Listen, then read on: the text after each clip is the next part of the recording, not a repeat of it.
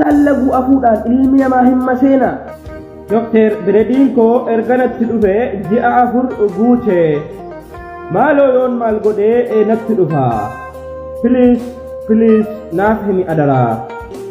Ani maseenuu kooti moo maali waansaa jetti obboleettiin keenya. Namoonni haaraan mana kana seentan baga nagaan dhuftaniitiin jechuun barbaada. Kanatti aansee eega yuutuubiin koo kaduraa gubatee jechuudha. Namoonni yuutuubii biyya ilaalaa jirtan angaruu viidiyoo irratti nama maxxansa deemtanii sabiskiraayib gochaa jirtan garuu asirraan namoota hordoftoota hedduutu jira.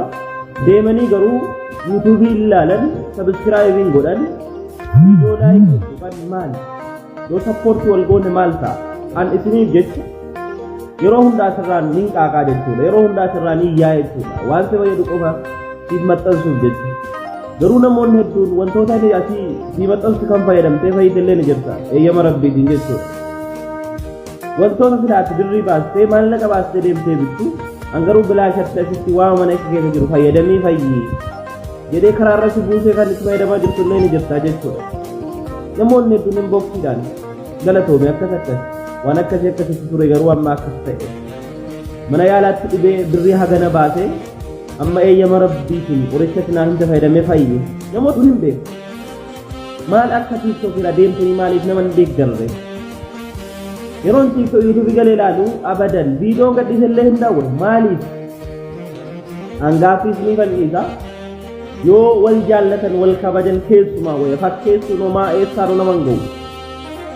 Keessaa qulqullaa'aa sin Oromoo ijoollee keessaa qulqullaa'aa namoonni viidiyoo kana agartan mee kanuma faayidaa kana naaf oola anaaf ammoo deemaa sabiskiraayib naaf godhaa eeyyama keessaniin jechuudha dhiifama. YouTube fi argachuudhaaf profaayilii TikTok kana jala jira. Profaayilii Facebook jalaa jiras ni jira jechuudha. Akkasuma maqaan isaa Dr. Zero Official jedha. Deemaa akkan hamleedhaan viidiyoo guutuu ibsa bal'aa qabu achirratti maxxansu na deeggaraa jechuudha. Yoo sun hamleedhaan naqee viidiyoo hojjedha waan ta'eef ni beektu YouTube TikTokiin xiqqoo ergaa namaa guutuu namaan dabarsu jechuudha. Galatooma.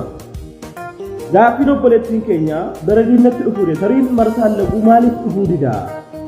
Nama seenaayi jechuudha jechuudha.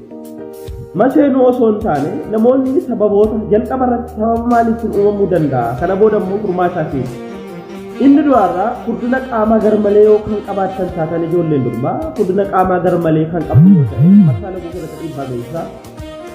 Akkasuma hir'ina qaamaa garmalee yoo xiqqaate kiiloo 45 kiiloogiraama 45 gadi yoo taate 45 naannoo kana yoo taate marsaallagu dhaabbata dhabaa jechuudha. Kun isa ijoo. Akkasuma yeroo hedduu makalaakiyaa takkiin ammoo ittisa dawwisaa namoonni fayyadaman marsaallagu jalaallee akka jeeqamu taasisa. Inni sadaffaan kan laalluu fi inni xumuraa inni ijoon boqonnaa dhabuu istireetii ta'uudha jechuudha. Sammuu keessan of hin jeeqna of jeequ yeroo dhiba ga'aa rafuu dhabu sochii qaamaa gochuu dhabu. Kanaaf marsaallagu akka afu taasisa akka turu taasisa.